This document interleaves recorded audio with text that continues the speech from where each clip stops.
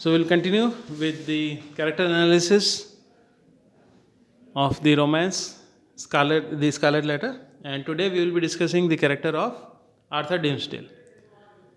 As we all know, Arthur Dimmesdale happens to be a priest, a Christian clergyman in this romance, in this fiction, and he is called as the ministers.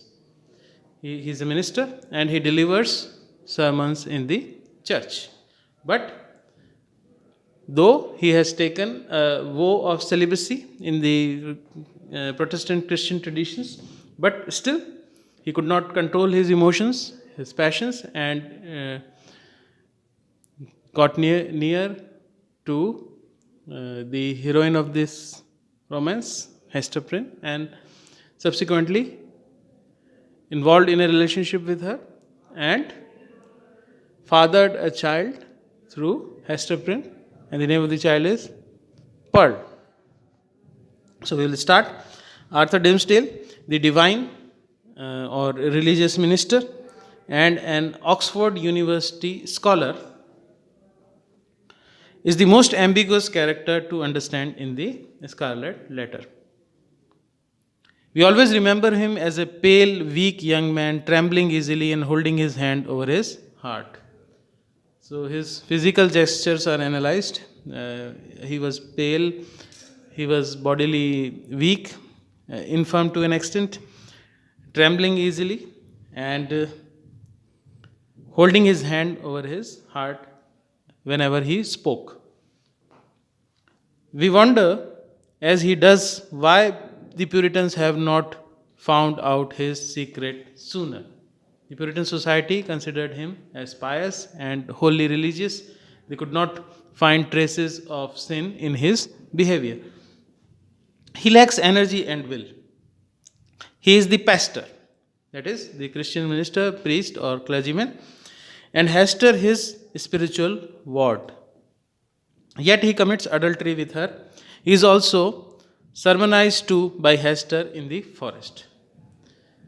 While he delivers sermon in the church, Hester Prynne sermoned him in the forest.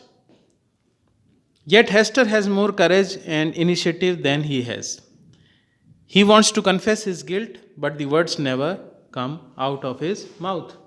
He is able to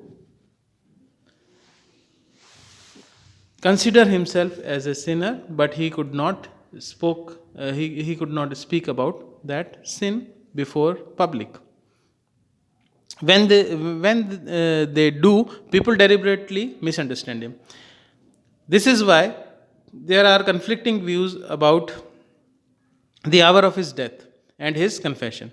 Ironically, his congregation is affected by his sermons because he has suffered, while the other priests failed to reach the heart of their listeners. He is humble. There are some good characteristics in him. He is humble, yet he wants to disappear from the village in a blaze of glory. He must deliver his election sermon before he goes. In the blindness of his suffering, he never understands Chillingworth as others do. So, Chillingworth was his healer, you can say a doctor who treated Dimmesdale, but he could not understand the true motives of Roger Chillingworth. He is a hypocrite, as Mistress Hibbins recognized. Mistress Hibbins was one woman who was considered as a witch or a woman doing some kind of voodoo or black magic. She recognizes him. As Hester's Scarlet Letter gives her certain privileges, his minister's black cloak gives him benefits. He can wear a mask and hide his real feelings in public. People of instinctive sympathy discover him easily. This is why he is uneasy in the presence of Pearl. After his return from the forest, he is in a strange exhilaration. He wants to utter blasphemies and make his secret jokes with Chillingworth, all the time laughing privately. Yet he too is transformed at the end. As we see, the characters in this romance undergo a process of change or transformation, and he is he is used for Arthur Dimmesdale. He is also transformed at the end, at the climax. Hester, Pearl, and even Mistress Hibbins recognize saintliness in his new mood. Mr. Hibbins recognized saintliness in his new mood. After the success of his election sermon, he decides to bow out with a confession. Even the reports of his death are ambiguous. So there is ambiguity about him, his behavior, his whole life, and even about his death. He never directly admits his guilt in his final confession. That is election day sermon. Election day sermon was very important in those days, and he could not admit his guilt in his final confession. He utters a few conventional words about God and sin and pardon before he dies. So he spoke at length about God, sin, and pardon before he suffered a cardiac arrest and he dies in front of the gathering. Even his grave is separated from Hester's. His grave and Hester's grave were separate, though they were near to each other. As in life, so in death. We always remember him as a lonely, suffering, and incomprehensible man. These three things are important about him.